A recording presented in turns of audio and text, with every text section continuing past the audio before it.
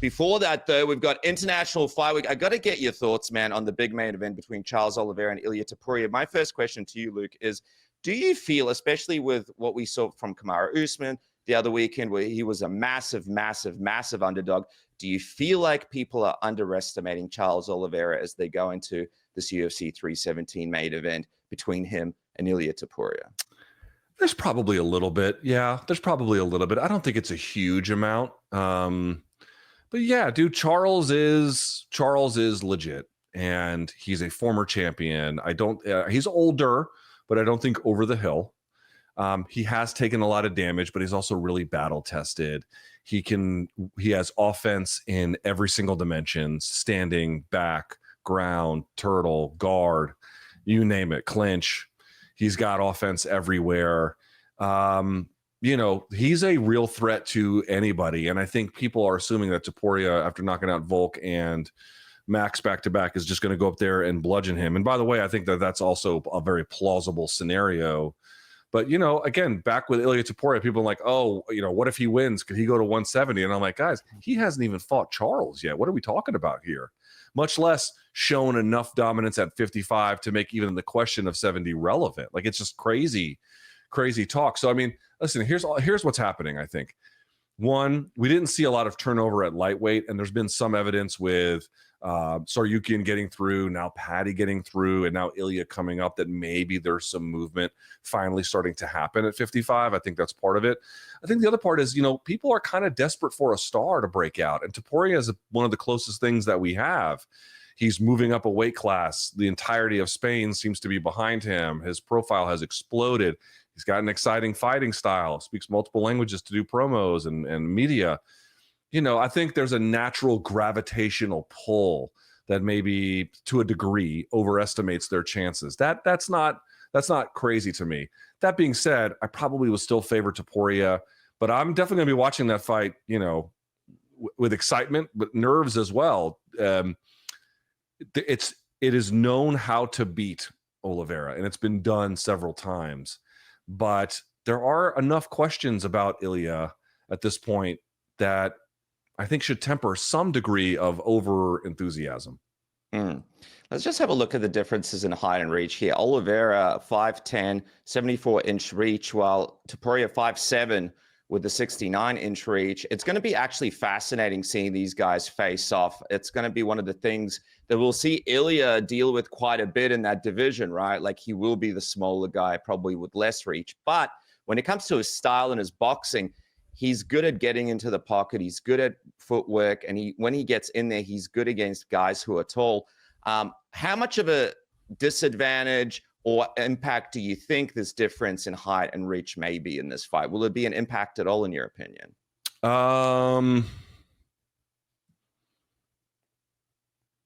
Yeah, it depends on how it's fought. So let's talk height. Mm-hmm. To the extent they spend significant time in the clinch, that height disparity could be the undoing of Topuria. And now you might say, well, we saw some clinch with Makhachev and Oliveira got sent flying. That is true. You can bait him in that place. You have to play it smartly. But whenever there's a height differential and someone's waist is a little higher and their legs are a little longer, Dan Hooker is like the peak example. Gilbert Burns is, how he beat Gilbert Burns is like the best example of this. Granted, that was far apart. That wasn't like they weren't clinched, but you get the idea. Like, that is something to pay attention to. That's how it can come into effect. If the fight goes long and it's grueling, punching level or punching down is less taxing than punching up. It actually requires more effort to fight against gravity that way. So that's one. Max Holloway has a 69-inch reach. He beat Charles, but that was a very different Charles. It's hard to make the same kind of declaration about who he was at that time. But, technically speaking, someone with that kind of reach has beat him before. But in terms of the reach, it really depends on how I'm not as convinced that's as big a problem because of the way in which Topuria commands range and has good defense, entering and exiting the pocket, relatively speaking. It's in close quarters that I think I would have bigger concerns about the height differential and how that could be weaponized against him because, again, Jai Herbert is not Charles Oliveira, but he had a height advantage and he got whiplash from how severe that KO was from Ilia Topuria. So that to me is less of an issue, but the height differential could be significant. It's also fascinating to have a look at Charles Oliveira's kicking game and how it's going to play into this fight. Obviously, we saw Ilia Topuria against Alex Volkanovski. Alex was able to find a little bit of success with some of those leg kicks. Do you think that the kicking from Charles Oliveira could play an important part here in sort of neutralizing Ilia Topuria a little bit before he gets all his movements and distance down and starts sort of throwing massive heat checks at Charles Oliveira's head over these 5 rounds? Yes, I do think it could play a role because Topuria is not great about checking them. It's not a thing he does very consistently. It's not a big part of his defensive arsenal. However, what I would say is when people start throwing a lot of those kicks, that changes the distance and the counterattacks that he throws, and he tends to unload on them. And then remember, he'll throw 3, 4, 5 punch combos. So like, you know, he's the kind of guy who might eat one, but then I'm not going to say he just eats one to give one. That's not what I'm saying. I'm saying in this particular context, he might do some of that. And then what tends to happen is that he ends up just overwhelming people with firepower. So they commit to it less and he starts backing them up, right? And it's obviously harder to plant if you're on the back foot. Kicking works much better if you're walking forward. I mean, just think about it naturally, right? So I think he has a way of muting those kinds of situations by virtue of how he goes through with it. But I'll say this, to the extent that you get Oliveira working behind something like a jab, moving effectively, and not backing up so consistently, if he's able to maintain that range, absolutely that is a thing that could really derail Ilia Topuria. But dude, Topuria is smart. Like, he has to know this. They must have some kind of answer cooked up. I would imagine that they do. They don't. Him and his team, I know he split with his coaches, but like even then, like after all this time, they must have some kind of answer ready to go. It's interesting looking at the stats. People look at Charles Oliveira obviously as the more dangerous grappler, but fascinating to see over 15 minutes when it comes to takedowns. Charles Oliveira averages 2.25. Ilia Topuria averages 2.02 per 15 minutes.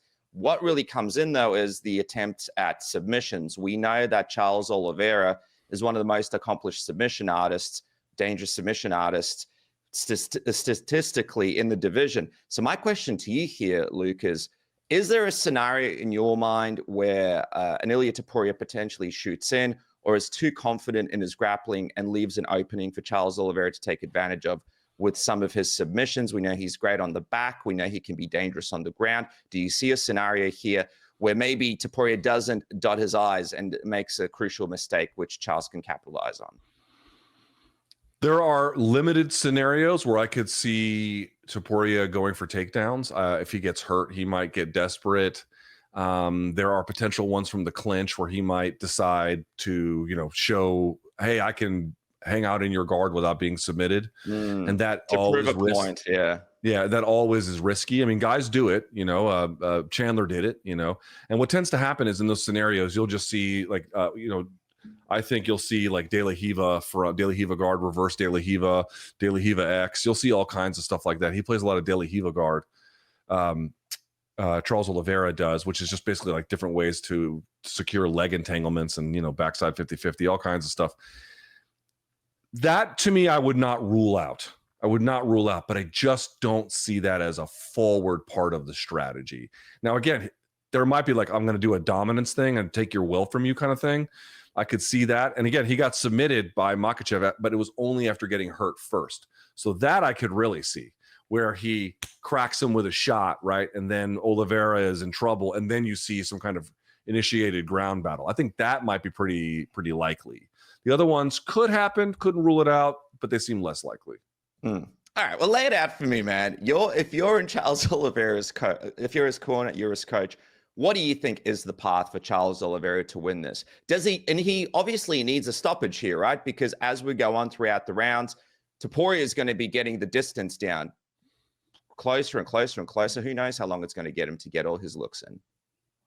I think part of what you can't just do one thing. You have to have strategies in multiple ways, but I think one key, let's say cornerstone of the strategy I would have would be back takes, back exposure, creating back exposure. And in particular, shooting a takedown, just to get to the hips. They're going to probably try and stuff it, but finding a way to get a body lock trip, anything out of that, any way in which to manipulate his weight so that he has to use his hands to defend, right? You have to wrestle him to his hands in some kind of way and then, initiate the back take. I think, body triangle, steal around. I genuinely mean that. I think we saw Bryce Mitchell end up on top in a scenario, and then Topuria was like, I'm not going to risk it here. How many times can you do that, taking the back against Oliveira? I would say tops probably 2 times, but I think that has to be part of the strategy. I think, threatening the back in that way and then being able to take it and hold it pretty critical. I think the other part is, man, like, you got a dynamite fucking puncher here. You have to decide what range you're going to fight at with him and what makes sense. And I think you got to keep him at your range. I'm doing push kicks a ton. I'm doing jabs to the body a ton. Leg kicking sprinkled in as part of that, slowing down his wheels, slowing down his motion, putting him at distance, putting him at range, keeping him at the end of your punches, circling, moving. And then to the extent that he tries to get for close contact, you're trying to wrestle him to his hands to create back exposure.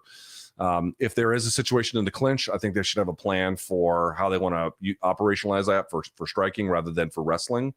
If I were Charles Oliveira, I wouldn't even be afraid to give up the takedown if it came to that, almost like force him to, not force him, but, encourage him to do it, right? But why do you care if you get taken down? Just absolutely get taken down. Like, this is what I mean, being unafraid, but you have to kind of crowd him. You have to either crowd him from the clinch, or you have to be all the way out at your kicking range or your punching range, and mixing of the two with that, playing with stances, playing with attacks. And I think, from there, you can begin to put a little bit more together. There's situational stuff you can work on. But to me, the cornerstone of it is back exposure and then range management behind kicks. And then having a plan for the clinch as well. Just before we get off this whole division. It's people always ask, like, oh, what's the game plan got to be? But game plans, the specifics of the game plan can be very, very difficult to pinpoint. Like, what do they want to do? What do they like? What do they not like? Is he injured? Is there some kind of thing he can't quite do? That part can be hard, but it's really quite basic. Any kind of understanding of this. What conditions does Topuria need to win this contest, to win any contest? He has to have his jab, right? He's got to have a jab. That's key. He has to be able to pressure, right? So what are you going to do to take away the jab? What are you going to do to take away the pressure? What are you going to do, like, in some kind of way to neutralize these things? Because to the extent you neutralize both of those, not saying he can't win, but then the game becomes very different, right? Imagine he thinks, I can't strike with you anymore. Now I have to take you down. It's a very different fight. That's a totally different fight. You have to do that to him.